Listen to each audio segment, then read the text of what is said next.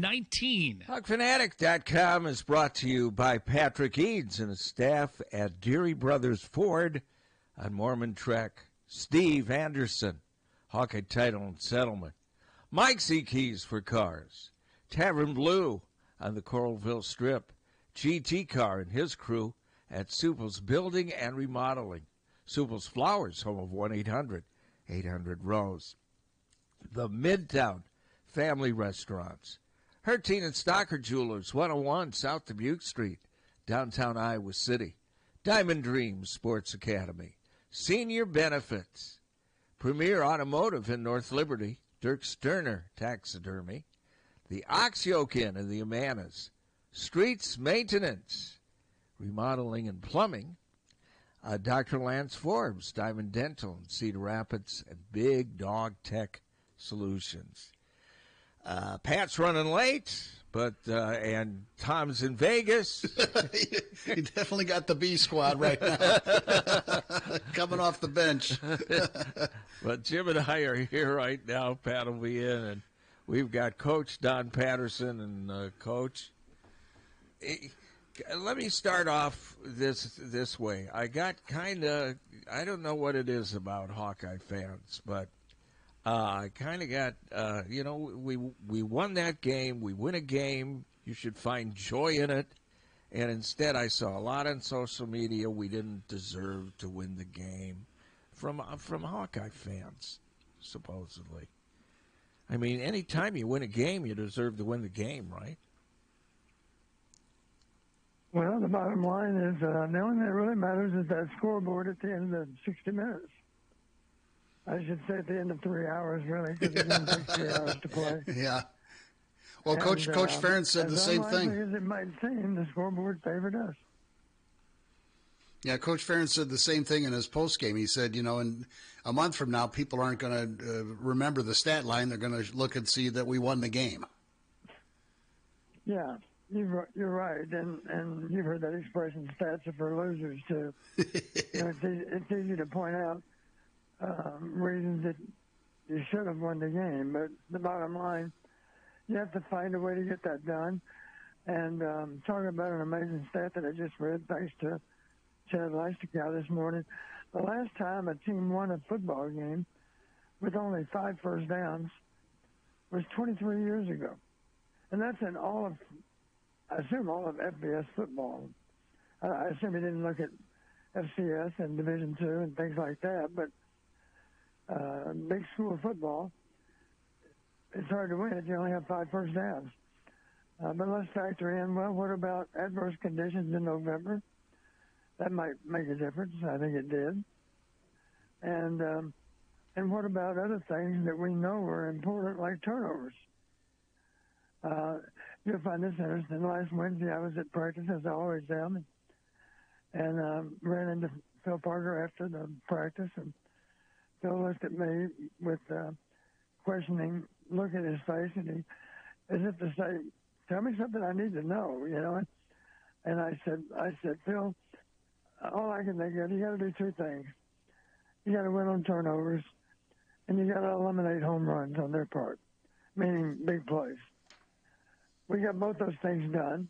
We're +2 on turnovers, as you know, but what I appreciated so much, people have asked me in recent months and years, if you have one complaint about our defense, you certainly couldn't have many with how we've been able to play, what would it be? And my response, after thinking about it long and hard, I said, well, I guess I would grudgingly admit, I wish we would do a better job of forcing fumbles. Now, as you know, we've done a great job of intercepting passes through all of these years that Phil's been here. And that's primarily because our guys understand, keep your eyes on the quarterback, keep your eyes on the ball, and don't get preoccupied in doing things other than reading the eyes of the quarterback and being able to jump the throw as best you can. And, of course, being able to have good hands when the ball comes your way, being able to hang on to it. And we've done that really well. But the thing that we haven't done so well is actually forced turnovers. I'm sorry, I should say forced fumbles. But I couldn't help but notice in this game we forced 4 fumbles. Castro had one. Ethan Herkett had one. Aaron Graves, and last but not least, of course, Max Llewellyn. And those were all plays where we clearly made an effort to get the ball out, tried to punch the ball, tried to strip the ball. The last really great defensive player that was good at stripping the ball from a quarterback was a guy right now that's playing for the Buffalo Bills, a guy named A.J. Epinesa. He wouldn't settle for the sack. He would go for the strip sack. And oftentimes he would get that done. So the bottom line, we were +2 on turnovers. Meanwhile, of course, we protected the ball all night. We didn't turn it over, not once. And the other thing that I already mentioned was you got to eliminate home runs on their part. They had what I would call 3 doubles, I guess. They had 3 plays that were officially explosive. They were 23, 25, and 20 yards in length, but nothing over 30. And those are what we call the super explosives, plays over 30. As you know, we only had 1 super explosive play, but that 1 super explosive was worth more yards and worth more points than all 3 of their 20-something yard plays. Those total 68 yards, of course, and Caleb's catch and run was worth 72 yards, and more importantly, worth 6 points. So that's one reason we won the game. We did the things that mattered the most. You'll find this interesting. As you know, I look at 25 parameters in every game that's played in the Big Ten. We won exactly 9 of those 25. Nebraska won 15 of them, but the truth is some of ours mattered more than so many of theirs, and that's why we won the game. Well, it sure was interesting to see Stratton behind center, and he was, from what we understand, he was basically it. I mean, the backup quarterback was limited in mobility, and he was available only in emergencies. And even though he wasn't a world beater behind center, he was able to prevent the team from losing because of any of his mistakes. That's true. We had the one ball that was snapped a little bit low, but the bottom line is that it wasn't handled as it needed to be by Jackson. That snap, of course, went on the ground. He quickly picked it up, and then just a short time later, a Nebraska player showed up. The ball went on the ground a second time on that same play, and he was able to get on it again. We actually gained 2 yards on that play. So we avoided disaster there. And, of course, I can't recall that a Nebraska defender ever got his hands on a pass that we threw. But we weren't very effective, of course, in throwing and catching those either. One thing that was good to see, I couldn't help but notice in the second half, it seemed like we made a bigger effort to get the ball to our tight ends. And in recent weeks, we've commented, well, I wish we could get the tight ends more involved. I don't know what the final stats were. I haven't had a chance to add them up. But I do know this. We're just trying to find ways to make a first down. And in the second half, there were any number of catches by tight ends that weren't worth a lot of yards, but they at least turned second and long into third and short. Or maybe they even resulted in a first down. But the bottom line is that it was a struggle to move the ball in those conditions. Nebraska had trouble with it also. But we persevered. We were mentally tougher than they were. And you might argue that if someone blinked, they blinked. We didn't blink, they did. And we were playing a game of who's going to blink first, and Nebraska is the ones that blinked. Okay, we got a caller for you, Coach. Okay. Hey, Coach. I always go early to watch the pregame activities. I don't know, were you there early to watch the goings-on before the game? Not as well as you were, I don't believe. Okay. I was with quite a few other people. Yeah, I was curious about this one activity, and perhaps you saw it because I can't recall exactly when they did this activity, but I think it was right before the national anthem, or maybe even as they came out afterwards, but maybe there wasn't enough time for it. But Nebraska put their entire team out on about the 40-yard line, their 40, practicing, and they split them in half, and they made almost a circle, and they sent two players out in the middle.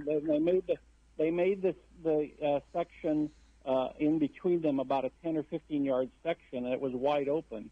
And they brought two players from each group out, and the two players went at each other like it was a drill like I have never seen before. And they attacked each other until one guy won, and then they left, and two more came out. It was intense, and it was an amazing, I think, attack on each other, probably an offensive and a defensive person, and they fought like they have never. And I thought, giving Nebraska some credit, I thought their offensive and defensive lines looked very good Friday night. Not to say that we weren't good, but they seemed to attack much better than I've ever seen a Nebraska line attack lately. And I think part of it is this mental drill that Coach Rule was building in them. But maybe it's just a part. But just to see this drill so close to a game and to potentially have kids get hurt, it looked that physical and that intense. It was kind of surprising that they would do that drill. Any thoughts about that? It was certainly before the national anthem. Yeah, it was one of their last drills before I think they went into before because they didn't do the national anthem. They stayed in their locker room. Yeah, they came out after the national anthem, right? Yeah. So it must have been. Incidentally, that's one thing that bothers me a little bit. Of course, other teams can do what they want, but I appreciate the fact that Kirk Ferentz, and for that matter, I think our entire coaching staff and our entire team, they look forward to being out for the national anthem and being there with the crowd to celebrate our country's song. And it seems odd to me that, I'll say it this way, as a head coach, I always had our team out for the national anthem. It didn't matter to me if we were playing at Nebraska, which we did, or at Wisconsin, or at LSU. We were out for the national anthem to pay proper respect to our country. And I think the players appreciate that. A lot of visiting teams choose to not come out, and that's their privilege. They can do what they want. I just think it's unfortunate that a team is not able to experience the national anthem with the crowd before each and every game. It doesn't matter whether it's home or away. Pat has just arrived. Good morning. Yeah. Sorry I'm late. I forgot my phone. Did not want to be out on a day like this without my phone driving. And for that truck that almost ran me off the road on Sioux Road, I mean, what were you thinking? I had to literally almost go into the cornfield. This truck just would not yield. I mean, you're supposed to share the road. I mean, it was ridiculous. Yeah. But I'm here. Talk Hawkeye football. Here's a stat for you, Don. There's Matt Benson. He's a stat guy. He's got an Iowa connection, but he works for a stat. Iowa is the first FBS team to win a game with 5 or fewer first downs since Arkansas won 14-10 over UNLV on August 30th, 2001 with only 5. FBS teams with 5 or fewer first downs had lost 90 straight games between those wins. That's what this guy does for a living. He does, and a lot of us in the media, he'll tweet stuff right after games. And I knew he was going to. He tweeted like 5 minutes after the end of that game on Friday. And that's just astonishing. Yeah, you're right. The bottom line, you find a way to get the job done, and you never ever acknowledge defeat. You just find ways to get it done. Let me give you an example of how unlikely this game was. I already mentioned Pat. I don't know if you heard me driving in, but of the 25 parameters I track for each and every Big Ten game, we won exactly 9 of them. And Nebraska won 15 of them. There was one tie. But usually and they won a lot of the parameters that are ranked in the top 10. Yeah. But we won a couple that were really, really important, of course. We won on turnovers. That's big. Yeah. And here's another one that's big that gets overlooked. Average starting field position. In the month of November, the team that convincingly wins field position always wins the game. Now, I did say convincingly, and just so you know, our average start was on the 37-yard line. or to be precise, the 36.8-yard line. Their early start was on the 21.5-yard line. That's a differential of 15.3 yards on average with each and every possession. That's a lot. Yeah. Anything over 10-yard differential is a lot. Well, Don, when you watch that game, I mean, Nebraska was the better offense. I mean, wouldn't you say they ran a little better? I mean, other than that, Iowa could do nothing on offense, yet they still found a way to win. And Nebraska found ways to lose. Comes in. You don't know how it's going to happen, but somehow, some way, you're going to make your few plays that you win make a bigger difference than all those that they won. Yeah, no, and that 72-yard, it was almost a lateral. It was almost rushing yards. It was close to being rushing yards for him, but it wasn't. I mean, yeah, that was the difference. Here's a question talking about that play. I made that same observation. That ball, if ever so slightly, was thrown backwards. Oh, it was a great catch. I mean, it was not a well-thrown ball. And just so you know how coaches teach, that pass, that swing pass, is supposed to be thrown on the downfield side of the running back. Mm-hmm. In other words, you want the ball a little bit out in front of him. So he doesn't have to turn around and, Yeah, he bellies back. So you want to hit him on his downfield shoulder, the shoulder that's closest to our goal line that we're trying to get to. Mm-hmm. He threw it on his backside shoulder. Caleb made a nice catch on the play. Mm-hmm. If the ball would have been muffed, my guess is they would not have blown the whistle, and that's what they should do, because they truthfully don't know if it's a forward pass or not. Then they would have reviewed it, and I think they would have ruled it a forward pass, don't you? Well, I don't know. Honestly, if you look at the play all over again, I think the ball went ever so slightly backwards. I sort of did, too. In general, they give you the benefit of the doubt. It was hard to – yeah, you're right. It was hard. You could go either way on it. But either way, it was a great catch. And then, of course, the rest of it. I'm glad it wasn't muffed, and I'm glad they didn't review it because I'm afraid they might have ruled it a fumble. Yeah, and those Nebraska defenders who got pushed down the field, I'm sure they didn't feel very good after that. And that was Caleb Johnson's last act. As we know, he is – Well, and let's talk about another great run. There were 4 Nebraska players that could have tackled Caleb on that play. None of the 4 got the job done. No. Simply because Caleb wasn't going to allow it. No.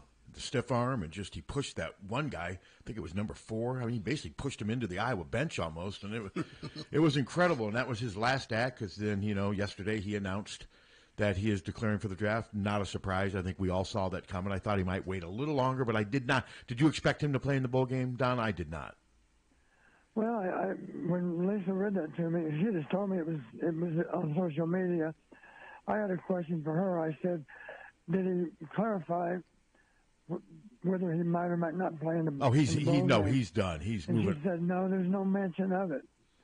But he's done. That probably means he's not going to play. No, he's moved on. He's played it. He's preparing for the draft, is what he put at the bottom. And I mean, I don't blame him. I don't begrudge Caleb for not playing in the bowl game. That's an individual decision. And if there's a risk to it. And let's face it, running backs take a lot of hits in the course of a game. And they have a short shelf life in the NFL, and I don't blame him at all. He played in all 12 games, played his ass off, and I wish him well. And I think, I think he will – I think he's an NFL back. Don't you think, Don, that he's going to make his mark in the NFL? I think so. I mean, you've heard me describe him as being a modern-day version of Eric Dickerson. And he did okay in the NFL. I think if you go back and check, Eric Dickerson played for a long time in the NFL. And he wore those big goggles. And he was about 6'3". Yeah, he wore those big goggles. Yeah, he was always one of my favorites. I mean, the other thing that I like about this, Don, is now Kamari Moulton and J.Z. Patterson get a month to prepare as the 2 backs. They'll play, assuming they're both here. With rosters, you just never know. But this will be great for them, too, to prepare for next season also, because you'd love to have Caleb back. But, Don, don't you think if Kamari and J.Z. are both, that's a really good 1-2 punch at running back? I was going to say, Pat, they're not only going to play in the ball game, they're going to play and play well in the ball game. Yeah, I agree. I believe they will. Yeah. So we'll be okay. My guess is the other team, whoever they are, they're going to have a few guys opt out, too. Yes. Hopefully Caleb's the only one that opts out from our senior class. I don't want to put any extra pressure on any other senior, but it would surprise me, knowing what I know about Jay Higgins and knowing what I know about Nick Jackson, to name 2, or how about Sebastian Castro. I'd be very surprised if they don't choose to elect to play. I'm with you, but I would not hold it against them if they did choose not to play. It's their decision.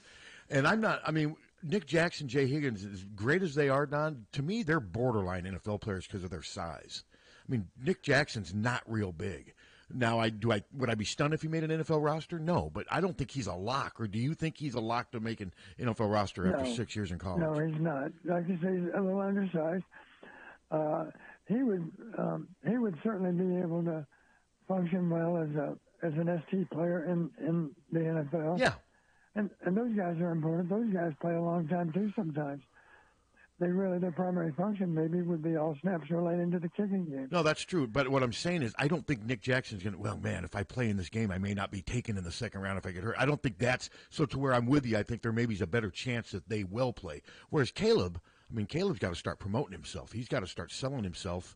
And as you know, the NFL, one thing they don't like to do in drafting a back, they don't like to draft a guy that's had 900 carries in his college career. You know, it takes a toll on you, and that's why you don't see too many running backs that are playing in the NFL that are not in their 20s. It's rare when you see someone in their 30s that might be playing running back. My gosh, it's hard to make a living doing that. No, you're right about that. So yeah, Caleb, the clock's running, and I wish him well. It was fun to watch him in that 72-yard, Don. That was one of the greatest plays I've seen at Kinnick Stadium. I've seen a lot of great plays. I mean, what were you thinking as that play was unfolding? Well, I was glad to see that we were making an effort to get Caleb the ball out in space. You've heard me talk about that before. I couldn't help but notice that Nebraska, after that Caleb play, they decided that's something we needed to do. They tried to swing the ball to their back and did it a few times. But here's another thing we did really, really well. We really pursued well with our defense. Yes. Those guys, they were hitting that alley or hitting even wider than the alley. To defend those plays, they were outside parts of the field. They were doing that with fanatical effort. Castro was everywhere. Castro had a super game. Those guys were landed on the line to win that game. And it wouldn't be worth much if they weren't effective when they got there. But we did not have that many missed tackles. It's hard to make tackles in the open field. We made a lot of key tackles in the open field. And some of them are unlikely, too. I'm going to talk about a play. It was pretty late in the game. And I got to look to see who it was even. Great pursuit on the part. I believe it was it Llewellyn or was it 48 or 49 that made that play? I'm thinking of. I got to find it. It's either Hercules or Llewellyn, and they both made a lot of plays. Yeah, there was one in particular that I was afraid might go a distance, but I got to find it. Bear with me, huh? But yeah, it was a weird game, but just another example of Nebraska finding a way to lose. A lot of attention has been focused on the captains not shaking. Nebraska captains refusing to shake hands, and they say the reason they didn't do it is because Iowa wouldn't let them pray on the field because they didn't want them on the logo. So all this just stupid crap that if Coach Fry were here, he would say that's a bunch of high school hairy stuff. Yes, and I didn't write about it. I didn't call it. Let me say this: what is so magical about praying on the logo? I don't. I've seen a lot of guys to pray. Typically, you know where they pray? They jog down and they all get together in the end zone. And nobody complains about that because that's not well, you saw the end of the Ohio State-Michigan game. And that was really petty on Michigan's part to think they had to plant their stupid flag. Yeah, the flag planting stuff's getting old. I don't blame Ohio State for wanting to defend that part of that field. No, I don't either. Yeah, if they'd have stuck their silly flag on the 20-yard line, nobody would have minded so much. And I would have said the same thing if Ohio State did it up at Michigan. It's just stupid. Yeah. You mean Ohio State did it? No, if Ohio State planted a flag up, I'd say the same thing. It's just not. It's just asking for trouble. Yeah, you're right. It's just asking for here's trouble. The bottom line, Coach Fry taught us this, and I'm sure Coach France has done a great job of teaching his players the same thing. You got to lose with class, and you also have to win with class. So don't be stupid in celebrating a win. Look up your teammates and shake the hand of the man that you played against all day long, and congratulate him on landing on the line also. That's what we do, and that's what we should do. Mm-hmm. It's still all about good sportsmanship. No, And how often do you see an Iowa player flagged for being inappropriate with his conduct during a game? It hardly ever happens. Hardly ever happen. Well, hell, they hardly ever commit penalties. I want to ask you another interesting little situation at the end of the Penn State-Maryland game. Penn State scored late to go up 44-7. Mike Locksley did not like it, and he let James Franklin know it at midfield, called it BS and whatever. And then Franklin, and there's lots of times where I don't agree with James Franklin, but in this case, he addressed it. He just said, hey, when you got your third and fourth teamers in there, they don't get to play much. He still had his starters in there. We still play football.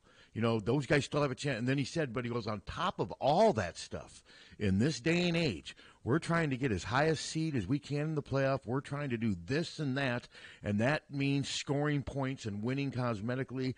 I'm not the one who put us in this situation, but hey, we got to do it. And he goes, and that's just the way it is. Just what are your thoughts on that, Don? Because in some ways, he's right. Well, in some ways he's right, but in some ways he's definitely wrong. I will promise you this. That committee knows how that game was going to finish before that last touchdown. Correct me if I'm wrong, that touchdown was scored with no time on the clock. I think it was the last play of the game, yes, and I think it was their third team quarterback or whatever. I think that's what it was. And Loxley said it was BS. Well, I agree with Loxley. Okay. I mean, I'm a little in the middle on this one. I see both sides to it.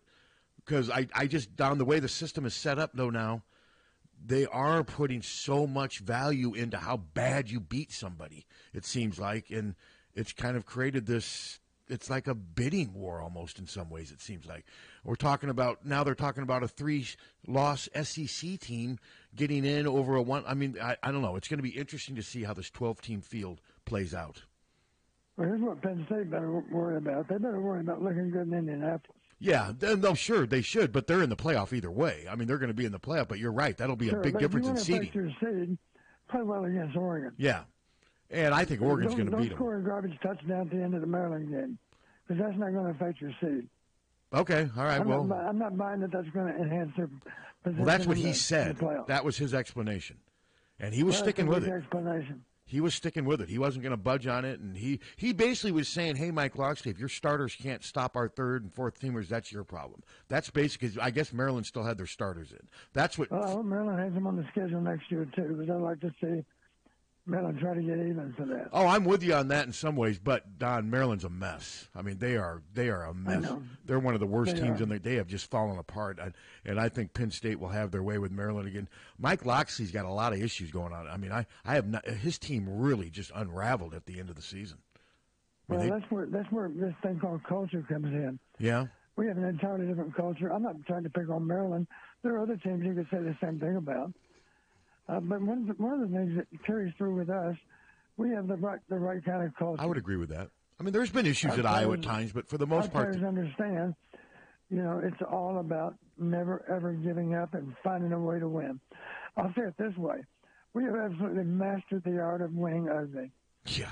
Nobody Trust me, I know. Does it better than we do. No, you're right. And that's something to be proud of, because that involves mental toughness. And that involves never, ever giving up. No, you're right about that. Players and coaches. Now, I will say from a fan's point, though, Don, some will say, yeah, but, man, we want to be entertained at times, too. We spend a lot of money covering the. What do you say to a fan who agrees with you but they would like to see more? They would like to Don't get me wrong. I'd like to be more entertained, too. Okay. When I watch this play. That's what I was thinking. Go ahead. Yeah. And those are good long-term goals. Our offense was not as productive as Tim Lester wants it to be. But we're in year one, and we're going to get better. I believe so. Of course, that doesn't happen overnight. It takes time. Yeah, I believe so, and it's going to be interesting. This month of bowl preparation, do you think Sullivan moves back ahead of Stratton? Because let's face it, as the great as this Jackson Stratton story is, Don, and as fun as it is, you can't keep winning games like with a quarterback that's so handicapped, that's so, you know what I mean, so limited in what he can do. Do you anticipate Sullivan moving back ahead of him and then maybe using them both, but Sullivan starts the bowl game, or do you stay with Stratton until he loses? Well, you've heard me say before, talking about guys like Spencer Petras. We won a lot of games when Spencer was taking snaps, but we didn't win so much because of Spencer as we did in spite of Spencer. Very and I'm fair. not trying to beat up on Spencer. It's the same thing you're talking about.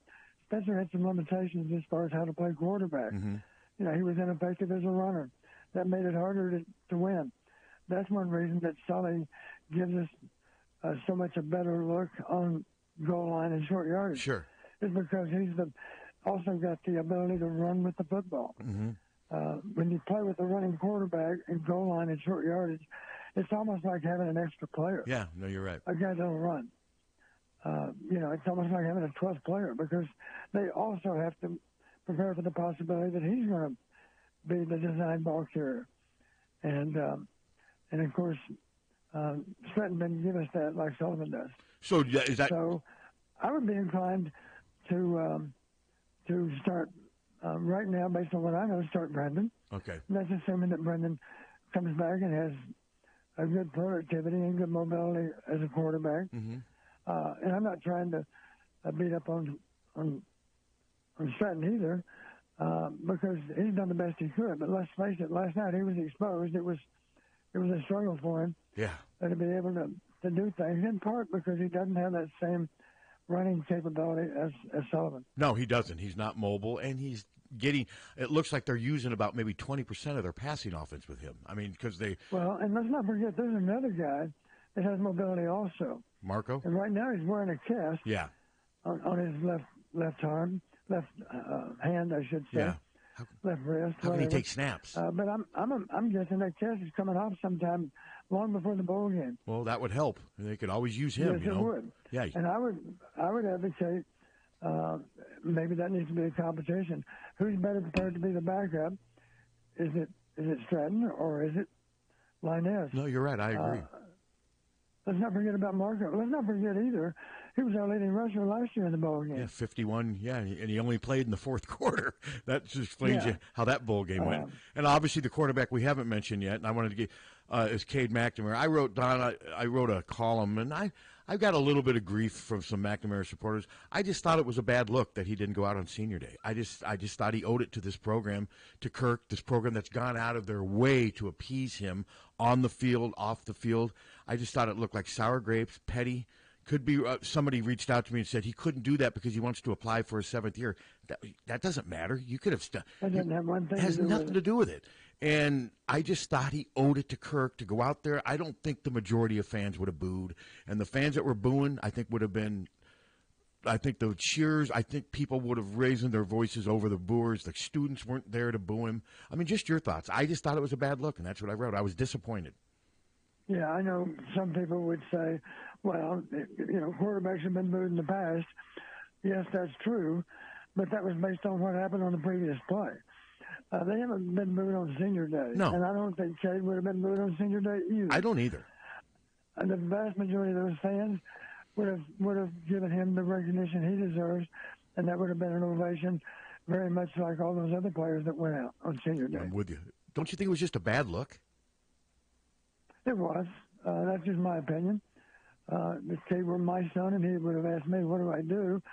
I would have said, son, don't worry about the fans booing you. That's not going to happen. Yeah, there'll be a few, a vocal minority, I guess. It might be only 1 or 2 or 3% of the crowd. Yeah. There'll be a few people that, in their defense, it's because they're not thinking right anyway, because they're wasted from all that tailgating they did. Mm-hmm. Those are the kind of people that might boo. In general, people would be able to honor Cade with applause, just like they did for all of his teammates. Mm-hmm. I was hoping I was wrong. I remember predicting on this that I didn't think he would participate. I didn't think he would dress, and I was hoping he would prove me wrong, but he didn't. And now I'm guessing he's gone. I'm guessing he'll leave at semester, and he is trying to find a new home and appealing for a 7th year of eligibility. How valuable do you think he'll be on the open market, Don, like at the Power 4 level now? Well, I think he might be a little bit disappointed with the reception that he gets. That's what I'm thinking. Maybe not. Let's face it, there are a few teams out there that right now have no idea who their starting quarterback will be next fall. Mm-hmm. And obviously, Cade, from a leadership standpoint, he could help them a lot because he was a good leader for us here, too. He had to have been because they named him a captain multiple weeks, and I wrote that in my column. He made a positive impact, or they wouldn't have named him a captain. Right. But the reality, of course, You heard me say this. Coach Fry always reminded the players, listen, if your coach is trying to decide between you and another player at your position, if you're the older, more senior player, you need to understand, you need to be better than anyone else. Because if you're only as good as a younger player, it makes sense, of course. Why wouldn't we play the younger player that has more time to get better? Yeah. And that's the argument for playing solid even as the season wound down with Cade. And Cade didn't play very well, Don. You saw it. He just never, ever really played that well. He had quarters, halves here and there, but for the most part, he was mediocre. It just seems like Cade was fine as long as everything was going his way and he was starting. Once there became competition, he does not like it, and that gives the impression of self-entitlement, and that's, I think he's done. I don't even know if he'll ever deal with the Iowa media ever again, and, Iowa took a chance on him, and it just didn't work, and that's the risk of going to the portal, right? But they got to go to the portal, Don, and I ranked 5 positions where I think the portal is where their needs. I was curious if you agree with me. Number 1, quarterback. Number 2, receiver. Number 3, linebacker. Number 4, defensive tackle. And number 5, cornerback. Those are the 5 positions I think if they can get help in the portal, they need to. Just your thoughts. Yeah, I think quarterback should be at the top of the list. Mm-hmm. And again, that's not to disparage any of the quarterbacks that are coming back. No. But let's face it, you've heard me talk about that one season we had where we had 5 quarterbacks 94. play in the games when the games were in doubt, simply because 4 of them were already injured. Yep. That's why we're playing the 5th one. So in rare cases, you do have a run on injuries at a particular position.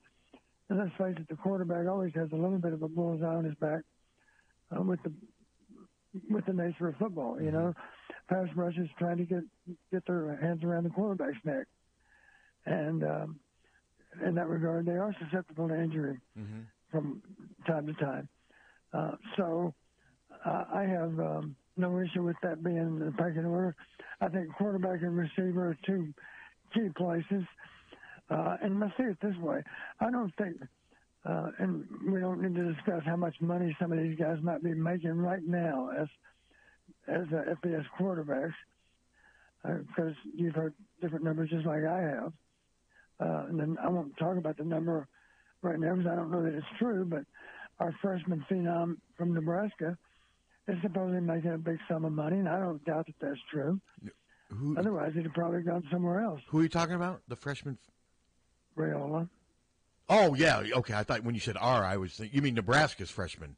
Yeah, Nebraska's quarterback. I'm sure I'm sure he's getting a lot of money. Yes, he was a 5-star. It's a big number. I'm pretty sure. And it is. It doesn't matter how big it is. It's big. It's a lot more money than they ever paid me for a year of work. So, but that's to be expected because we were underpaid back in the day anyway. Mm-hmm. And we won't discuss whether or not they're overpaid now. That's not the point. Hey, if you can get it, you're not overpaid. If somebody's willing to pay it. Point. I think you can. I have great faith in Tim Lester as far as evaluating quarterbacks. Me too. And I don't doubt that we can target a guy, and I'll give you a couple of examples. How about Max Brosmer? That's a pretty good example. That's who I used as my example. If Minnesota can do it, why can't Iowa? He played well for Minnesota this year. He did. And he, of course, was an FCS quarterback from New Hampshire. Yeah. How about the guy that takes snaps for Illinois? Very good. Luke Altmaier. Very good. I don't know how much Illinois gave him to come up and play for us, for them rather. But I don't think it was a ton of money. Mm-hmm. Those are 2 great examples. Yeah. I mean, the bottom line, Illinois made a good choice with Altmaier. He played well. I mean, who projected that Illinois would be 9-3 right now? No, you're right. See what you just mentioned, 2 quarterbacks. I think Kirk thought Cade was going to fill that role, don't you? And sometimes it just doesn't work out. Now, of course, the injuries have been a big factor with Cade. To me, he looks like damaged goods, Don, when he's out there. He can't move. He's just not what he was 3 years ago. Yeah. Well, let's face it. Now, when we got him as a transfer, he, of course, was coming off of one knee surgery, knee repair. Yep.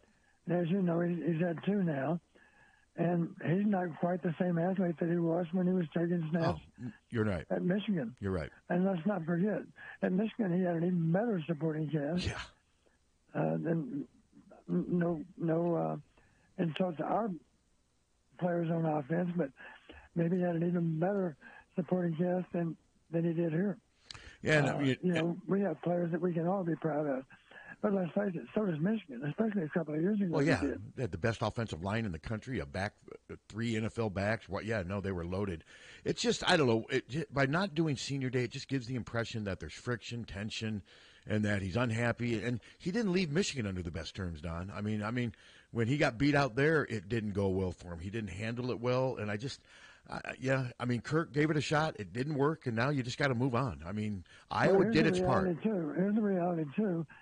Going forward, talking about FBS teams that might want Cade at this point in time, some of them might not want him, in part because of how things were handled on his part here. Very well could be the case, and then you combine that with the fact that he's not very good anymore. Whatever you do or don't do, it reflects on who you are. Sure. And I just hope that Cade never loses sight of that, and maybe he hasn't at this point, but there are some people that would argue the point, Cade, you really haven't handled this very maturely. No. That's their opinion. And it's all opinion. What I wrote was an opinion. It's just I was disappointed he didn't go out for senior day. I thought he owed it to his coaches and teammates. That's just me, Yeah. But he's obviously played his last game as a Hawkeye, and we'll see. I don't wish him ill will. I hope he can find some happiness in his 7th year of college. He'll be 25 next year playing college football. These aren't young kids playing this game anymore. Don, I wanted to ask you, what do you think of the Indiana 66-0 score over Purdue? Well, since I have a daughter that's a Purdue grad, I wasn't very happy with it. That seemed a little bit unnecessary, too. Well, they interviewed Signetti. I would tell you, they interviewed Signetti afterwards, and he said, he liked the defense. He goes, I think he seriously said that offense we left some points out there, or some we weren't. I mean, I don't know what it was, but he's a different cat. He really is. Yeah, he is. I don't remember. I do remember this. I remember it was 59-0. I did not see the last touchdown. I was on some other channel. I didn't see any of it. And I remember thinking, well, if he's got any decency about him, he'll simply run the ball until the game is over. I think they did. I think they couldn't stop the run. The clock. And maybe he did. I don't know how that last drive went. And I understand those people that would say, well, if it's the backup quarterback, doesn't he deserve to play too? Of course he does. But you don't have to be insulting to the other team. Mm-hmm. By that I mean, okay, if it's 3rd and long and you need a first down to keep the drive alive, at that point I think it's more than who could argue with the backup quarterback trying to throw for a first down. But that's entirely different than trying to find a way to get in the end zone. No, you're right. You're right. I'm just trying to prevent having to punt the ball to the other team. That's only fair. If it's an obvious passing situation late in the game, yeah, I think it's more than okay for the 2nd and 13 quarterbacks to be throwing. But I think to try to find a way to scratch out one more touchdown is insulting to the other team. And it's something that Kirk Ferentz wouldn't do, and it's something I would never do either. That's just part of being a good sportsman, I think, toward the other team. Don't try to embarrass them. Your backup deserves to play, and it's not really fair that he is not allowed to throw a pass. That's fine. Give him a pass play to convert on an obvious passing situation. Mm-hmm. That's more than fair. Don, it's startling. I mean, you think about it. 2 years ago, Purdue, Charlie Jones, Big Ten West champion. And look how far Purdue and Indiana have went in opposite directions in such a quick – it just goes to show you that when you hire the right and wrong coaches, things can shift incredibly fast at developmental programs like that. And even at like a school like Florida State. I mean, can you believe how far apart Purdue and Indiana are now? Yeah, it's pretty disheartening if you're a Purdue fan. I would just say this, and this is just a comment toward the athletic directors: be careful who you hire. Everybody wants to make that home run hire. Mm-hmm. They want to hire some guy that's 30-something, and he's going to end up someday in the College Football Hall of Fame as a great coach. Well, if you go out on a limb to make that hire, it may blow up in your face, and that's what happened, of course. That's a good young coach. He did a good job for Coach Bielema. He did. As a coordinator.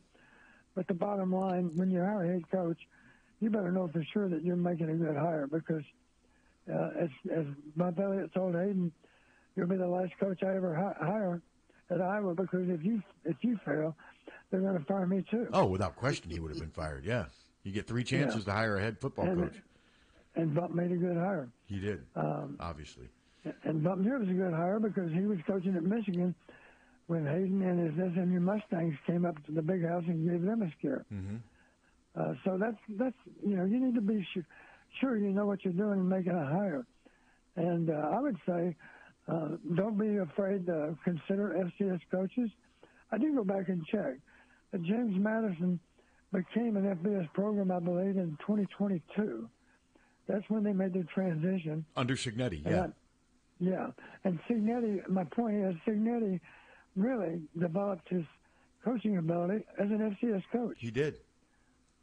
He was a proven winner as an FCS coach, and James Madison was confident. We're going to transition to FBS because we got the right guy in charge, and it's all going to work just fine. And they hired Indiana hired him. That was a good hire. It was. When he was hired, I don't think most Indiana fans were celebrating in the streets because they were skeptical. Sure. But it turned out they made a great hire. What's surprising to me, Don, is the players that he brought with him from James Madison. Most of them are impact players. I mean, the defensive end, the receiver, they're really, really good. So it goes to show you that the James Madison talent was comparable to some Big Ten teams. I mean, that's why they were so dominant. So he saw that, he believed in them, and that's been a big part of their success. Well, people have always asked me, when we were at Western, we gave LSU a scare. Sure. And they won the national title that year. We didn't beat them, but our starters were not that far behind LSU starters. Our problem was depth, and it was a warm, humid night in September, and we needed to play some backups as the game played out, and that's where where LSU had a more distinct advantage. Their backups were better than our backups. That was 2003, right?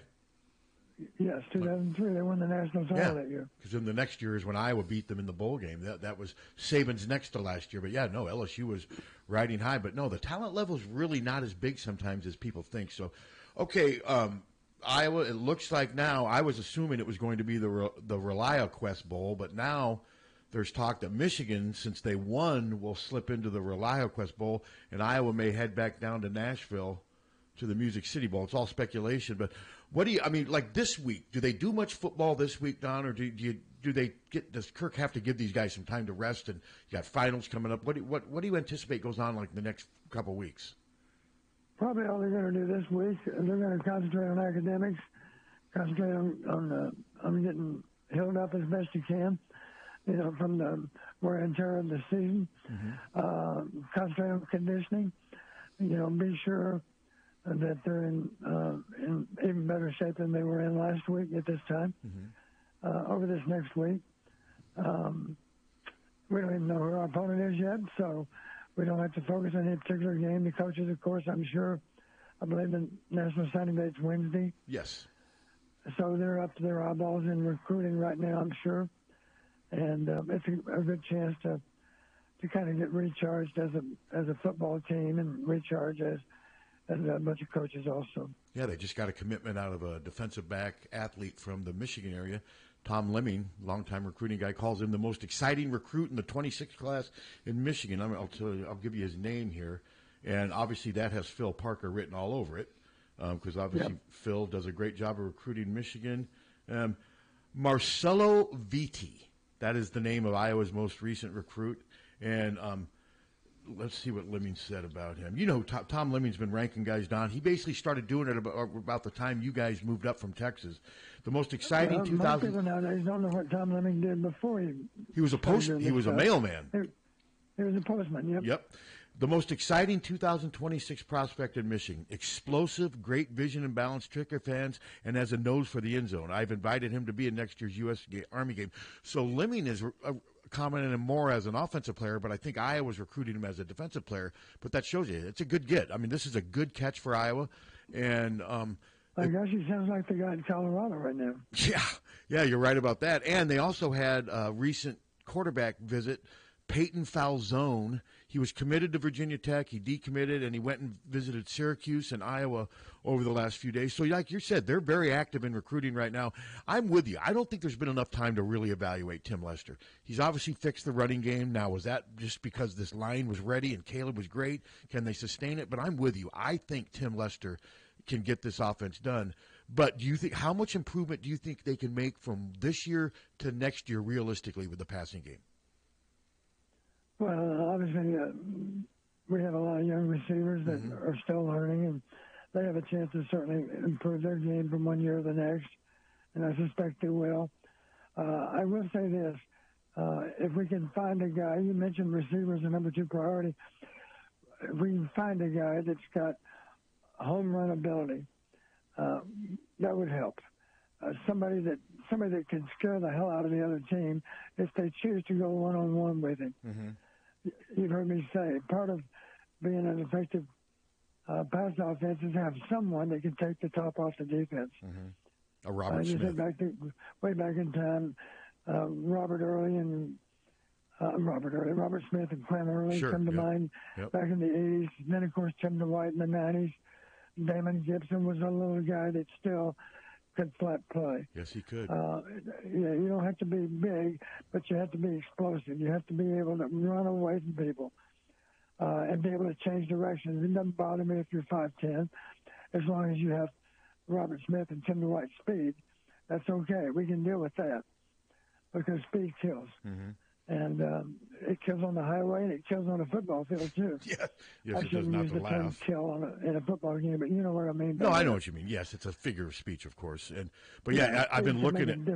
I'm going to try to find him every time. There's a lot of names coming out now with guys opting, guys entering the transfer portal. And one of the ones I saw yesterday was a receiver for North Carolina State. I thought his name. Yeah, breaking. North Carolina State wide receiver Kevin Concepcion plans to enter the portal. The 5'11", 186 wide total, 124 receptions for 1,655 yards and 18 touchdowns in his 2 seasons with the Wolfpack. 2023 ACC Rookie of the Year and Freshman All-American. Of course, that's who you would love Iowa to get. But, Don, a kid like that's going to have a ton of suitors. It's not going to be easy. That's going to be a big investment in terms of NIL, I'm afraid. Yes. Yeah, and Iowa's got to decide how. I mean, they're going to have to spend some money. I mean, obviously they know that, so it'll be an interesting offseason to see how they handle that NIL-wise, because that kid's going to demand a lot of money. Yeah, well, one of the things that kids should be looking for, of course, is wherever I go, I want to be the man. I want to be the guy that's going to get a lot of chances to make plays, and I want to play on a big stage. And let's face it, Kinnick is a big stage. Yes. Thankfully it is. I mean, we have the exposure that any player's looking for. That's what they got to sell. Yeah, you could argue a lot of Big Ten teams have that same exposure. But I would argue that we're better than the average team in terms of getting the kind of exposure that a player would like to have. They're a little more likely to show a Big Ten game involving Iowa than so many other teams in the Big Ten. And that helps us a little bit in terms of exposure. Yeah, Iowa's an upper echelon Big Ten team. Of course, you got Ohio State, Oregon, but you put Iowa 5th or 6th in that pecking order, and there's something to be said for that. Do we have another call? Oh, we do. Okay. Hey, before we wrap up, Don, I wanted to ask, did you get a chance to watch any of the Iowa State game? They've won 10 games for the first time ever, and now they're going to play Arizona State in the Big 12. What's your thoughts on that? Yes, I did have a chance to watch some of it, and I don't know much at all about Arizona State other than they really finished strongly the last half of the season. New coach has done a hell of a job down there. Yeah, they have. Absolutely have. I'm happy for Matt Campbell and John Haycock in particular. I know both those guys well. I knew Matt Campbell when he was coaching at Toledo. And I'll tell you a story about Matt Campbell that says a lot about the man. I was coaching at the time at Buffalo, as I recall, maybe at UConn, but I believe it was Buffalo. Pretty sure because we were both in the MAC, of course. And we lost a high-scoring game to Toledo, probably my second or third year at Buffalo. I can't remember what year. But Matt Campbell made a point after the game. I don't know that he searched me out. We ran into each other after the game, and he just congratulated me on being back in coaching. I said, Coach, I'm so happy that you haven't chosen to retire because we need coaches like you, that they can be a positive influence, not just on players, but on young coaches. Nice to say. He didn't have to say that, and I appreciated him for saying it. I think he meant it. And of course, I have a long history with John Haycock. He was head coach at Youngstown when I was the head coach at Western Illinois. I consider both those men to be as good as it gets in college football coaching. And I don't know the other guys on staff like I know those two guys, but I'm happy for them for the success they've had because it's what they deserve. They're both outstanding coaches. That's very well said, and I've said it before, and I know people think I'm crazy. If Kirk were to retire this year, next year, first call, if I'm Beth Getz, would be to Matt Campbell. I know people think that's crazy. I don't think he would take it, but you got to make the call to me. I mean, just because he's the Iowa State coach doesn't mean you don't make that call, or does it, Don? I mean, you know more about etiquette than I do, so what do you think before we wrap up? Well, if I were the AD, I'm not trying to tell Beth how to do her job because she knows how to do her job very well. Sure, I think she does. You're right. But you've heard me say this. It doesn't cost much to make a phone call. No. And so absolutely, you mentioned that receiver from Virginia Tech, you said? Is that right? He was from North Carolina State. Oh, NC State, I'm sorry. NC State. What does it cost us to inquire? Doesn't cost much to ask. Nope. So the same thing would apply to hiring the next coach. Doesn't cost much to inquire. No. I'll give you an extreme example. Okay, what about Cignetti? I mean, I'm not saying maybe that's not a good example because he's in the Big Ten. Well, the thing with Cignetti, he's also 63. I did know this when I was at Western. They had an opening at Illinois State, right there in our same conference in the same state I was working in at the time. And the AD did call me, and he said, Coach, I would love to have you as our coach at Illinois State, but I know you well enough to know you wouldn't even consider doing that to Western. And I said, you're correct. I would not make a lateral move in the same conference. No way I'd do that. But, of course, Iowa State's in a different conference.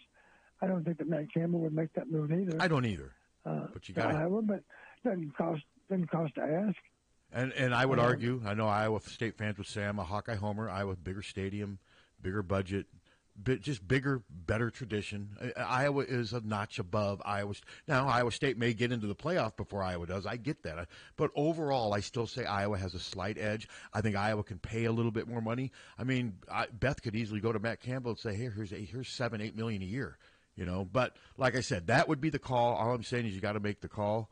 And I'm trying to think if we've done anything else. One last thing.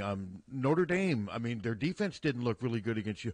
Notre Dame, though, do you think they're a serious national title contender? Obviously, they're going to be in the playoff, but do you think they have a serious chance? Well, I did see some of the SC game. You saw some of it, too, I guess. That's a misleading score, as you probably know. Yeah, it was 49-35. But two cross-country pick sixes. Yes.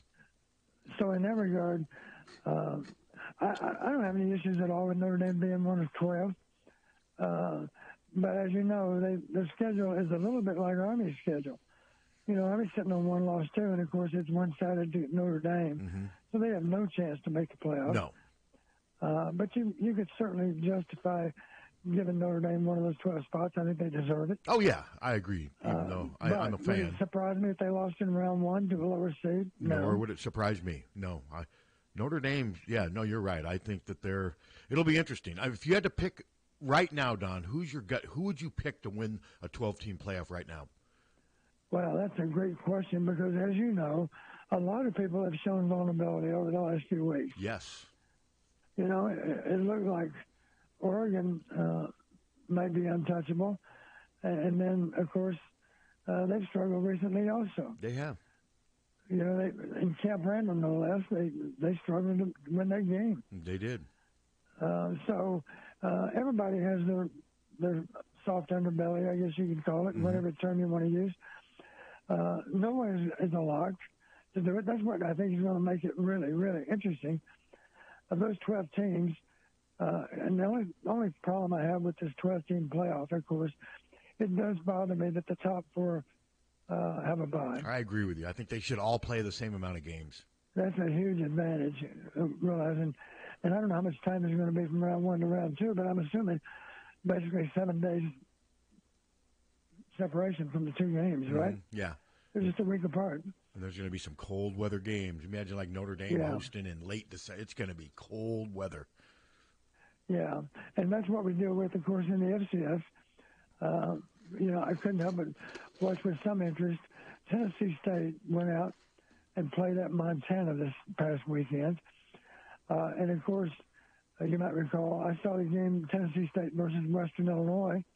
Had a chance to visit with Eddie George after the game and thank him for not beating us worse than what they might have back in 1995. So my point is, I knew that was going to be a hard game for Tennessee State to win because Montana does have a good home field advantage, about as good as it gets in FCS football. And sure enough, Montana beat them. But after we beat Montana at Montana, that was a significant win back then. We then get rewarded by going to upstate New York and playing Colgate. We tried to get the game scheduled in the Carrier Dome at Syracuse's home field, but Colgate was way too smart for that. It was their home game, and they were determined to play it on their field, and we did. It was 10 inches of snow. I remember that. And it was a blizzard. It wasn't just snowfall, and it was a blizzard. That snow was going sideways. They beat us 28-27 in 10 inches of snow. Worse conditions than what the Buffalo Bills had last night against the 49ers, and much worse conditions than that.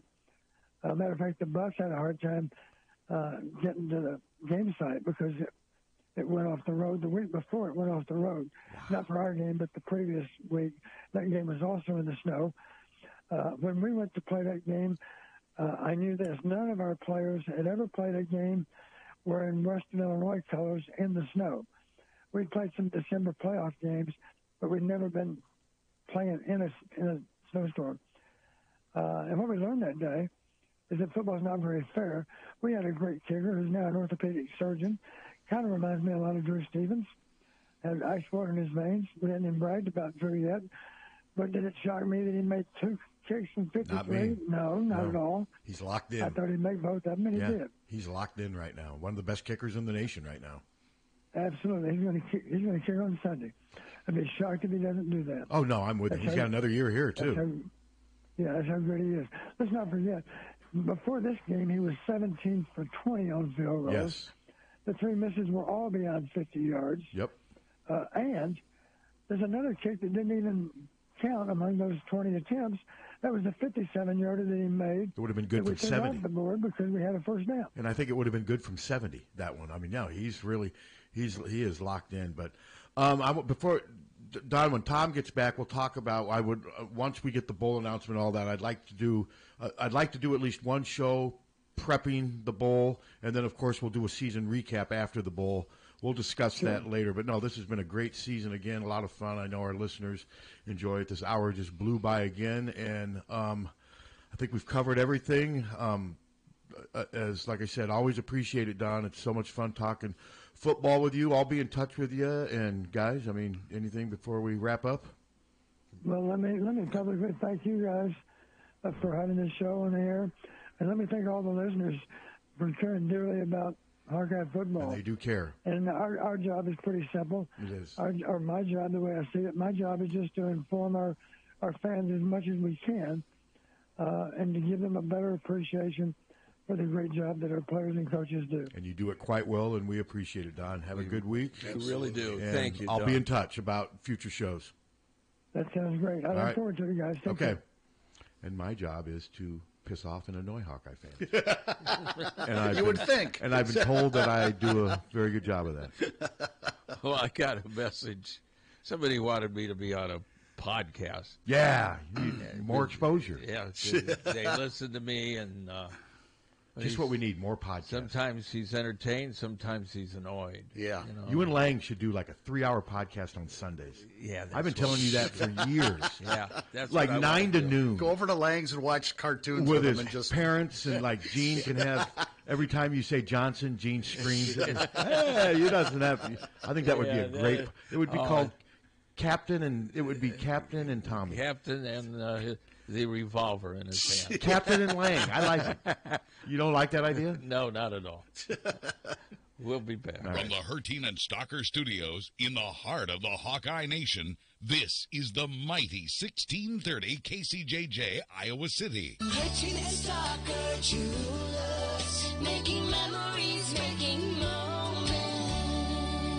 It is going to be mostly cloudy for a while this morning, becoming sunny this afternoon. Our high today, 28, with wind out of the northwest at 5 to 15. Tonight, partly cloudy. We'll drop down to around 12 for an overnight low. Tomorrow, partly cloudy, warmer, 31. And then on Wednesday, we will be partly cloudy. We'll warm into the low 40s by around midday, with temperatures dropping quickly in the afternoon. I'm meteorologist Sean Cable on the mighty 1630 KCJJ. Currently, it's 21.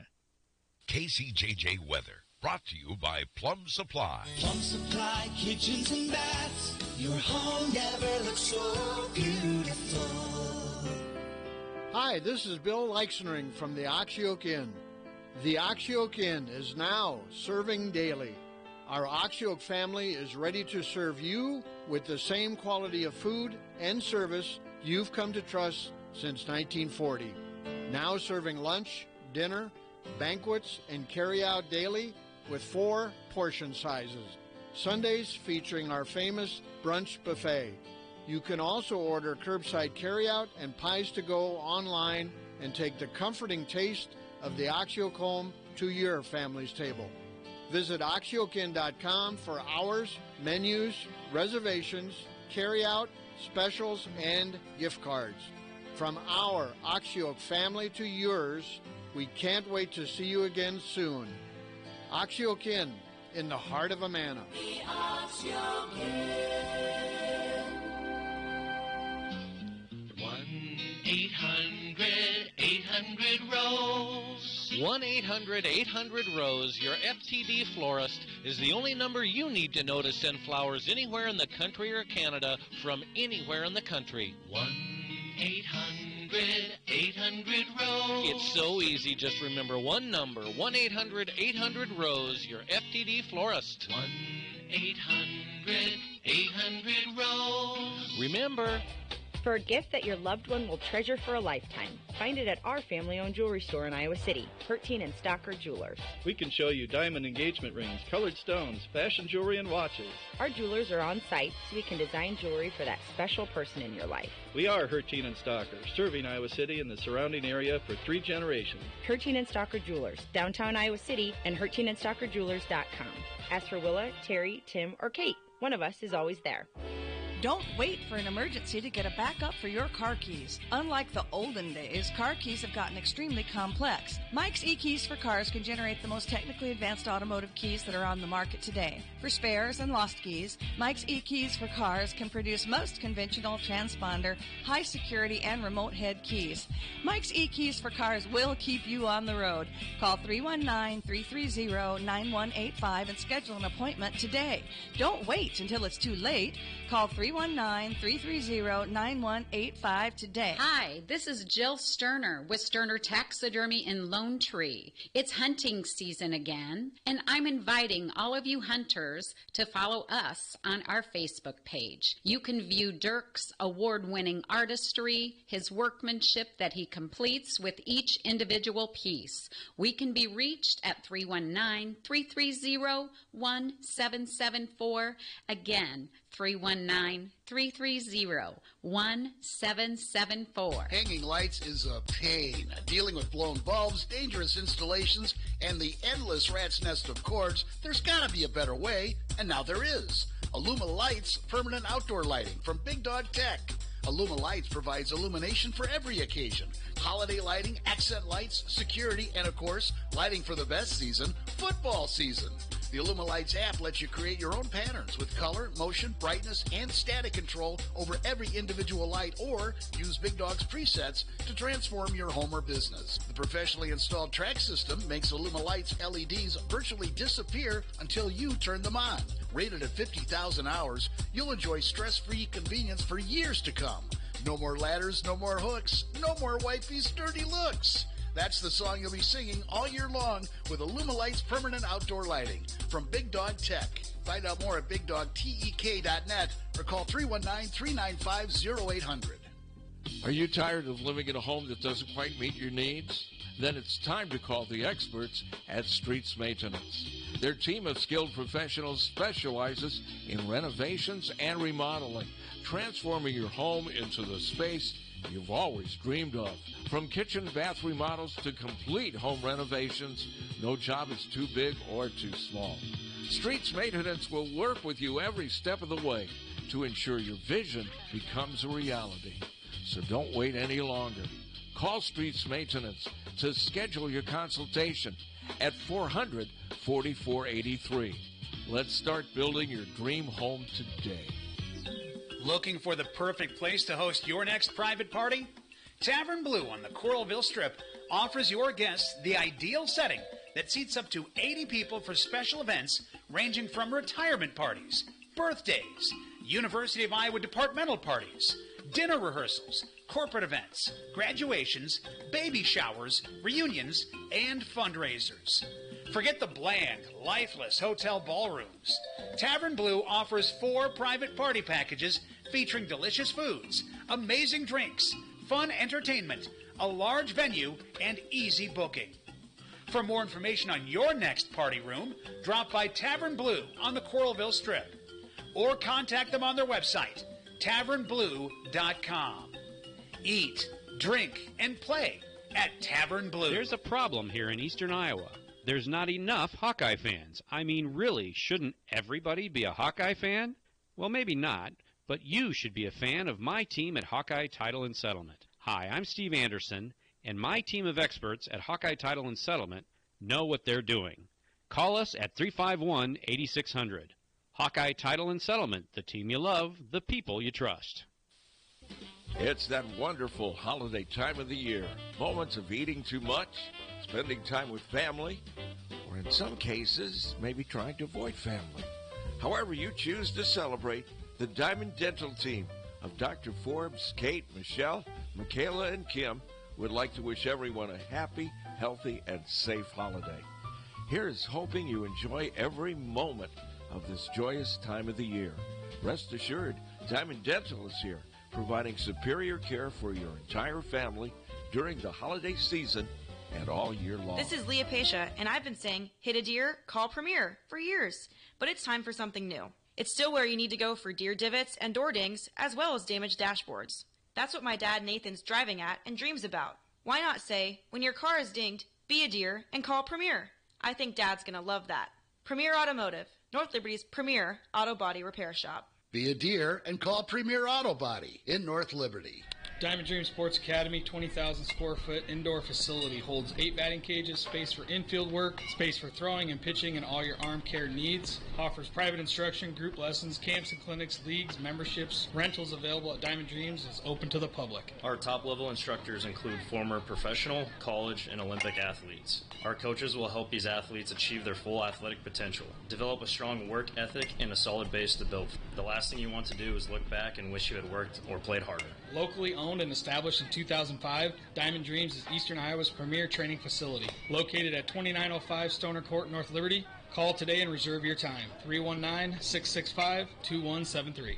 319-665-2173. When you go to a family restaurant, you want 3 things. 1, a wide selection of breakfast, lunch, and dinner items. 2, you want those selections to be affordable and delicious. And 3, you want to be treated like family. You get all 3 at the Midtown Family Restaurant. Breakfast items available anytime the doors are open. Legendary tenderloins, onion rings, and hot roast beef sandwiches. And special ribeye and shrimp nights. Daily specials at each location. And no matter if you're coming in solo or with a group of 20, you get the same special family treatment. The Midtown Family Restaurants at Court and Scott Streets and at the Walmart Plaza on Highway 1 West. Follow them on Facebook or at midtownfamily.com. The family's waiting for you. GT Carr, owner of Supple's Building and Remodeling, has been offering unmatched service and quality for over 25 years. The trained professionals at Supple's Building and Remodeling will install and guarantee the products used in any job, no matter how big or small. They also stand behind their work and offer no-nonsense, exceptional customer service from design to completion and beyond. Whether it's a simple window replacement or a major house addition, you'll have the confidence that Supple's Building and Remodeling is committed to quality. Visit supples.net or call them today at 319-337-2246. When someone is kind enough to share their time with us, we better make it worth their while. They don't want to do people call it the game, right? Patrick Gades and Terry Adams of Dairy Brothers Ford Talk about what Here For You means to them. You don't have to spend a half a day in our dealership to get that good competitive price. We just want to try to deliver that to you up front. And that makes me feel good. Makes me proud. Because that's what people want. They want a fair, honest deal. As far as the statement Here For You, we want to not just say it, but live it. Find out what it means to you at Deary Ford in Iowa City. We are back. We're back, Pat. We're back. He's getting prepared. Yeah, we're back. Okay. You guys are capable of talking too. I've heard it. I've heard you two ramble on for hours on hours. Hello. Hello. Hey, Karn. Hey, isn't it nice that we didn't have to spend Friday in this? Yeah, it could have been a lot worse. You're right. If we had snow on Friday night. Because being cold is one thing, but being cold and wet is another thing. And how about those people in Buffalo? Yeah, they're screwed. I mean, it goes on every year. Some of them seem to enjoy it. Well, it goes on every year. They're throwing their snowballs around. Yeah. It's life in But Buffalo. I'd like to know, these guys that go out there with no shirts on, are they trying to show they also have no brains? I don't know. I've never talked to any of those people. Have you ever taken your? I mean, have I you ever can see taken them your even turning red, so I wonder if they get frostbite. Probably. I wouldn't know. Yeah. You are worried about everybody this morning. But anyway, I'm wondering, there were people that thought Indiana should be in there playing against Oregon, and I kept telling them it was going to be Penn State, but they thought Indiana would be in there. Why? Because Penn State. They have ways they go about. There's clear ways they go about deciding who wins. Because I don't think Penn State and Indiana, did they play each other this year? I know think so. Indiana's lone loss was to Ohio State, and Penn State's lone loss was to Ohio State. So they use other factors. And Well, wasn't Indiana's by more points? There's a clear way they go about doing this. There's a pecking order for how, and it just happened to fall into Penn State's lap. Yeah. So, but Indiana's still going to make the playoff. They're still going to have a chance to win a national championship. That's true. So do you think Ohio State's going to have a chance to get in there? I think they'll get in at 10-2, and they're the kind of team that they could make a That run. could come through, yeah. They could make a run. Here. Yep. And then Chicago Bears, they got rid of their coach. They sure did. Thankfully. Breaking news. Yeah. Talk that they may hire the Detroit Lions offensive coordinator. I'd be okay with that. I can't remember. His name escapes me right now, so we'll see. Well, they're talking about the two best teams, I think, are Detroit Lions and the Eagles. Yeah, I mean, right now, in the division, and I know the Chiefs are struggling to win games, but they're winning almost every game they play. So they're still the team to beat until somebody dethrones them. Until somebody beats, that's right. Yep. Okay, guys, All right, well, don't go flying around anymore. All right. Thanks, Karen. Hey, goodbye. Bye. Yeah, when I drove in, Scott Boulevard was getting to the point where it was just wet. It was fine. The side streets are what you got to. Although my neighbor just said the plow came by with sand on our streets, so they. Yeah. And is there more snow coming? No. This sort of stuff. Although I don't think it's going to get to 44 like they were saying the other day. What is it right now? It's not today. It's going to be 28, 31 tomorrow, 41 on Wednesday. But last week we were saying 44 on Tuesday. Yeah. They were silly. Then Thursday, low 20s, low 30s. This weekend, that's low December. to mid 40s. Yeah, it's December. Yeah. Actually, this is a little warmer. I mean, to have any 40s in December, you should feel fortunate. Yeah. So the snow will be gone by Wednesday then, right? Oh, yeah. And the roads, just be careful. You always got to be careful when it's a little wet. But it always happens. I don't know what that truck was doing, though, man. I don't think he realized how big his truck was, but I literally, and on that Sioux Road, those roads have no shoulders. There's nowhere to go. So I literally almost had to, I was worried I was going to get stuck in the cornfield. And he just never, I was looking at him like, what are you doing? It was weird. Well, a lot of people got contact from Cedar Rapids got it evidently a little heavier, a little slicker, because they were saying there's a bunch of. Oh, I'm sure at 5:30 this morning it was probably pretty slick out. Yeah, here it didn't start. It just started about then. It's still snowing. Yeah. Everything. I mean, what'd we get? Do we get like a tenth of an inch? I mean, no, I don't know. Maybe a tenth of an inch. What's the temperature right now? It was 19. 21. 21. I'll see. We're moving on up. Moving on up. There you go. So, well, like I said, it could be minus 20. So we've had plenty of those, but those usually don't hit until January and February. Last year, that brutal 2-year stretch, I believe, was in late January, wasn't it? Yeah, the 2 weeks there. 2 weeks. Yeah. Other than that, it was great winter last year. Other than that 2 weeks, it was cold. It was Just nonstop. Relentless. Every other day we got like 6 inches of snow or more. Yeah, and it just was so damn cold. And the cold, that's what I remember more than anything. It was just how damn cold it was. My heater just going on furnace just nonstop.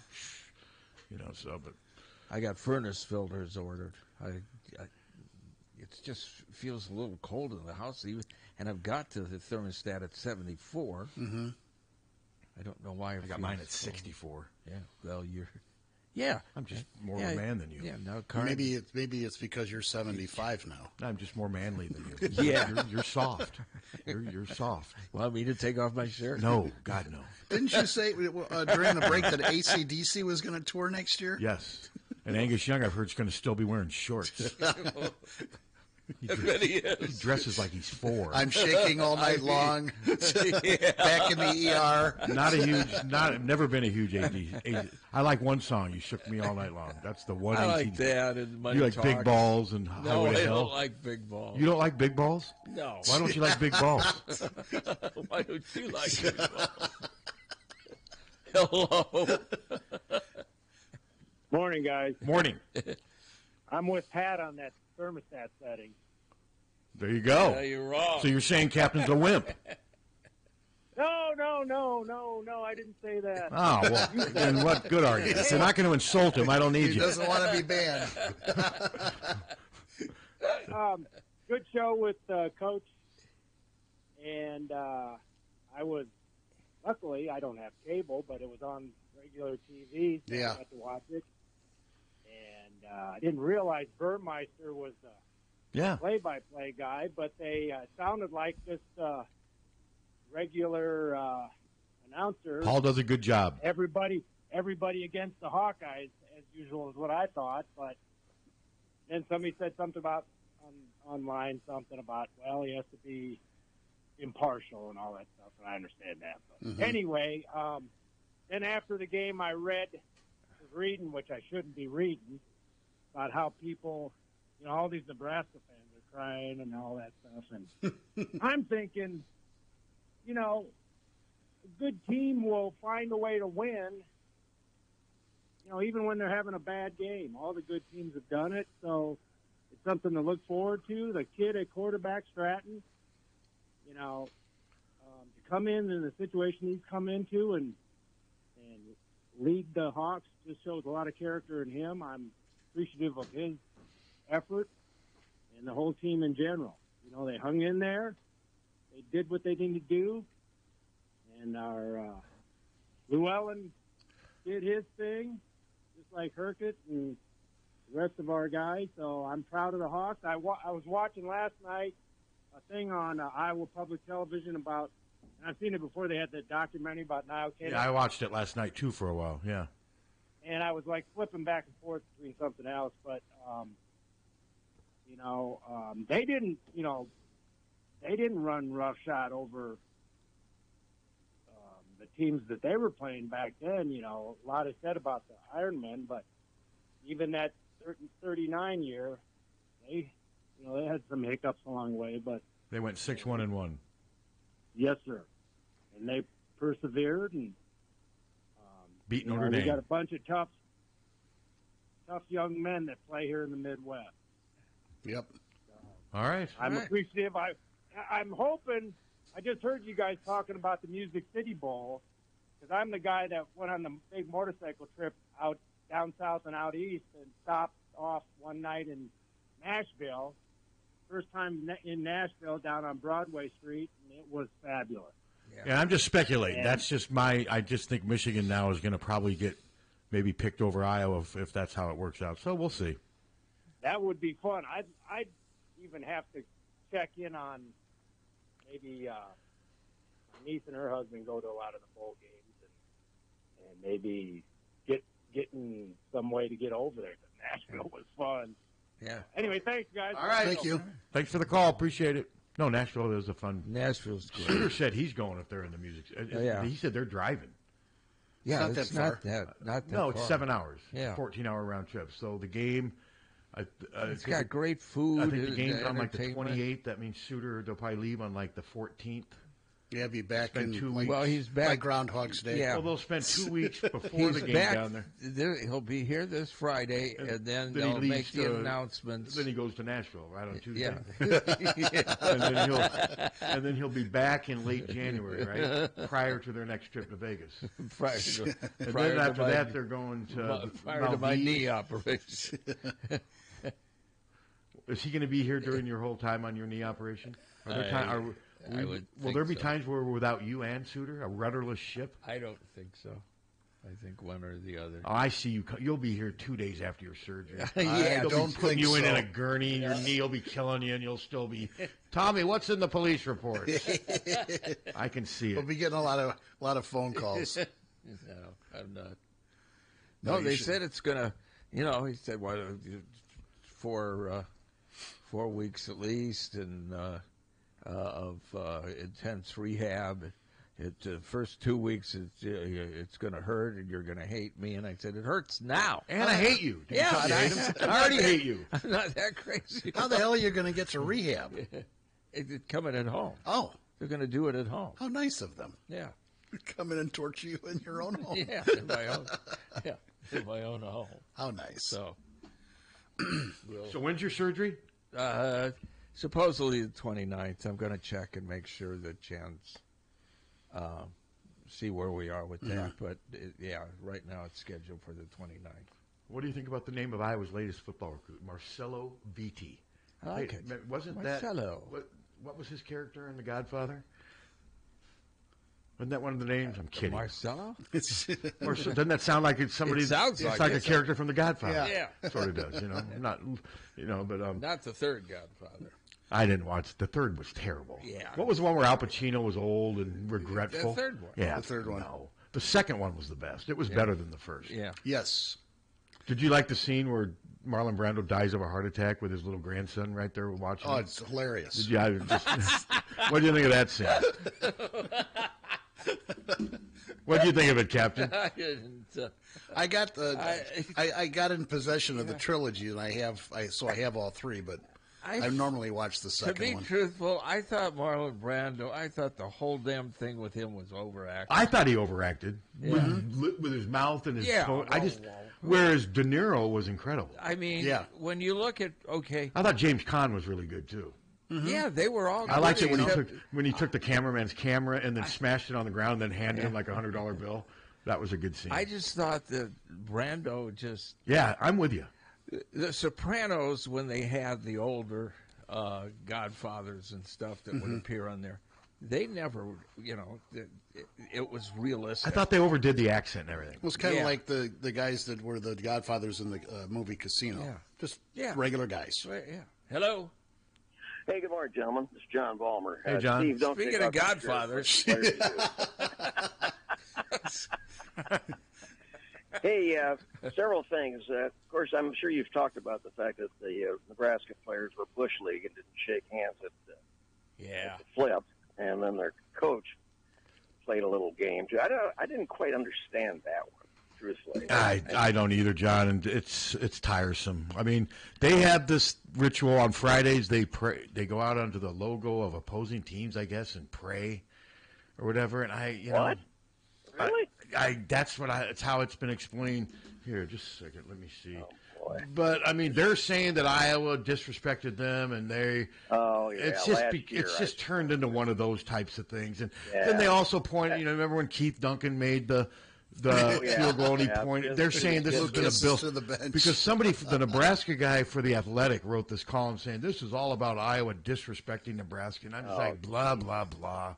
Yeah, blah, blah. I'm tired of If it. I'd been the official, I'd have made them shake hands. I feared they probably might do that. But I guess that, Call a Somebody who penalty I'm on not going to identify said it's a needless, childish, stupid issue that only creates hard feelings on both sides. I agree with that.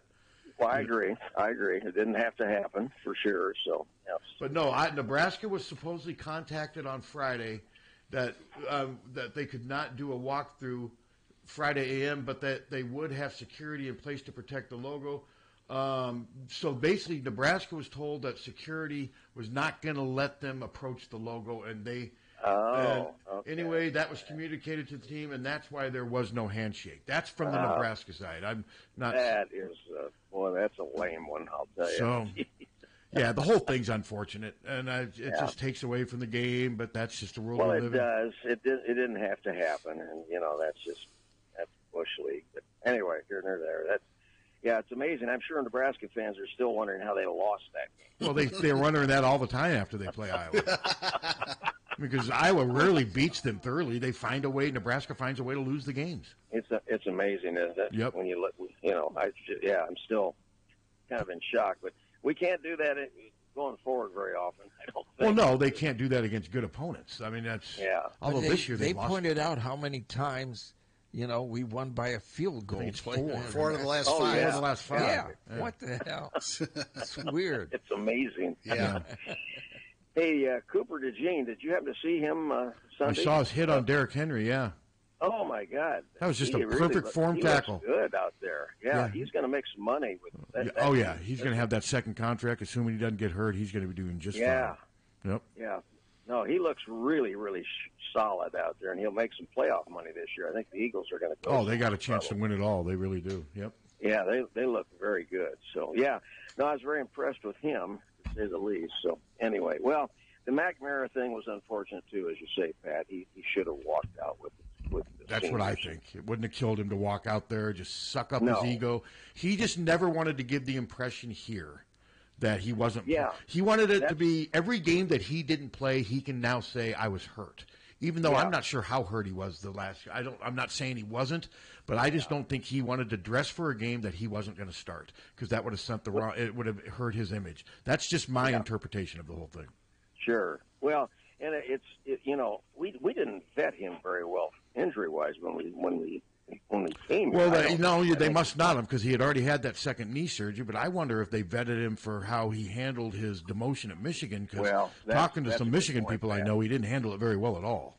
No, and it's like we're all giddy because he came from Michigan. Well, that's here nor there too. So. And Michigan didn't care that they were losing him. They had their 5-star quarterback who ended up being better, and Cade was hurt. He had been hurt. They had moved on. No, that's exactly right. So, well, unfortunate, but on we go. And where did you say you think we'll go? I was assuming it was going to be the Reliant Quest Bowl, because I didn't think that Ohio State would lose to Michigan. But I've been told now that with Michigan winning, they could probably get the choice for Tampa over Iowa, and I would think that would slip maybe Iowa to Music City. That's just speculation. I mean, a lot of different things can happen, but that would be my guess right now. Yeah, well, that Michigan upset probably threw a lot of people for a loop. Yes, it did. All right, gentlemen, have a great day. All right, John. Steve, I hope your knee comes through okay. Oh, it'll be. I got another month and a half to bitch about it. And he will. Oh yeah. Well, we'll hear a lot about it, I'm sure. He's a warrior. We know. By then we're gonna need. And then when this whole staff walks out, I'm going to be staying in the studio. No, by then though, Steve, we're gonna need ear replacements. Well, you can keep opining about your man Donald Trump, all his machinations. That's the first we've even mentioned him today. Yeah. I'm surprised. Well, Steve mentioned him earlier. Well, yeah, but this is Hawk Fanatic. We're not about politics on Hawk Fanatic. Although I will say, John, and I brought this up before, you know how Iowa and Nebraska fans just hate each other? Oh, yeah. They share so much in common politically. That's what I don't. And same with Iowa State and Wisconsin fans. That's true. They're so linked. They're just alike politically, and yet they claim they hate each other. But they really don't. They really do like a lot of the same stuff, like Trump. And that's fine, but they don't. So when I have Nebraska fans and they suck. But you guys, you're so much alike. They don't like hearing that. It pisses them off. Oh, I know. But it's the truth. It is the truth, no question. Yeah. Like Steve and I, we're a lot alike. Yeah. I get giddy every time you call. Oh, good. I'm glad to hear that. I like to brighten your day. All right, gentlemen. Great talking to you. See you, John. Day. I'll see you in the Hy-Vee aisles. I probably won't see him on the trails much this winter, but I run into John and his wife a lot on the walking paths or at Hy-Vee. We kind of have the same shopping. I shop almost every day, and I saw them there yesterday. They were shopping. Well, I discovered at Hy-Vee my favorite new potato chip, Utz. I've seen those. Utz is really When good. I was at Hy-Vee yesterday, they were playing Pink Floyd, Wish You Were Here. Okay, well, and then I heard... All along the Watchtower by Hendrix. Yeah, it's gotten Foo a lot. Fighters Waiting for a War. Yeah. Yeah. That's a helpful smile in every aisle. Every aisle. I never thought I would hear Pink Floyd at Hy-Vee. It's bizarre, isn't it? It's just It weird. really is. It really is weird. Yeah. Yeah, and then Hy-Vee, to make it realistic, they interrupt the song for yelling from Roger Waters. Perfect. Yeah. Just get your groceries here. These corporate shills. Roger Waters or Neil Diamond, they both yell. Yeah, but at least Neil Diamond's a happy yell. Yeah, that's true. Roger Waters is just angry and pissed and just disillusioned and just nuts. Miserable. Yes. So, but we got Fran today at 2. We got Big Ten opener tomorrow versus Northwestern at 6. Looking forward to that. Basketball season in full swing. It looks like basketball weather outside. Yeah. And then if Iowa football, one more game here in about a little less than a month. And my guess right now would be Music City, but you never know. And they'll play against an SEC team that looks good on paper, but will probably have multiple opt-outs. That's just the thing right now. I mean, it's hard to really forecast any type of bowl matchup because you don't know who's going to be you there. don't know who's You just gonna... don't, especially with some of these SEC teams. Those guys bail. And some guys may enter the portal to go to other colleges, too, before the bowl game. Well, So listen, if we go to Nashville, I mean, seriously, there's so much entertainment. Oh, it's a there. fun town. Yeah, and there's great food. No, I think there'll be a decent Hawkeye contingent down there if they go. I would think so. 15, 20,000 maybe. Yeah. So we'll see. Well, it's not going to be as expensive as going to Florida. No. And Nashville really isn't as expensive a place as you would think. It's more down to earth. I've also got a stringer down in Nashville that I may hire. He covered the bowl game for me 2 years ago, and we still keep in contact. He owns a high school website down there, and he also covers Tennessee. I may see if he wants to do it, write a game story for me, and do some notebooks or what have you. So we'll see. But yeah, and then of course we do have the signing day press conference on Wednesday. Signing day really doesn't mean what it used to now. Because it's all pretty much well, a everything done is deal. so reported when they come. It's an afterthought now. Nobody really cares about signing day anymore. It basically just makes everything official. So we'll have that on Wednesday, and but yeah, I mean, football is on hold for now, but there's still a ton going on. Wrestling, women's basketball, lots of stuff going on. High school basketball starts tomorrow. Spray the Grill more live tomorrow night. Yeah, pretty cool. It's winter. It's going to be Christmas. Yeah, that's how it works. You have early. Hanukkah is right on Christmas night. Wow. Yeah. When does that doesn't happen very Christmas often? night. Hello. Hey, guys. Hey. Welcome to winter, eh? Yeah. Snow. That's Oh, yeah. Yep. Hey, how about that Don Patterson? He's the last of the standing Cowboys. Okay. All right. God, I used to see Bill Brazier at Walgreens. He'd talk to you in the aisles. Okay. Hopefully he's still alive. He's not. He's No pushing way. up daisies. He's passed away. Yeah. Bless his heart. Well, Hey, how did we win that Iowa game? What is it, best? We scored more points. Last second field goal. God, at least it didn't end up like Ohio State and Michigan. Yeah, no fight. Well, there was some bad blood, but it didn't escalate to that point. You're right. Well, Nebraska's Nebraska. Yeah. Hey, Pat, what are you going to listen to today? I'm going to go home and listen to The Wall 3 times in a row. Pink Floyd The Wall at top volume. Just crank it nonstop. Hopefully you don't beat on the Wolves. I may smash my head against the wall a few times. Hell, I may do that here. I may do that in a couple seconds. On your way out? You're full of BS. He just said I'm full of BS, Captain. We'll argue then. All right. All right. Have a good one. Take care. All right. Go to Florida. Sure, why not?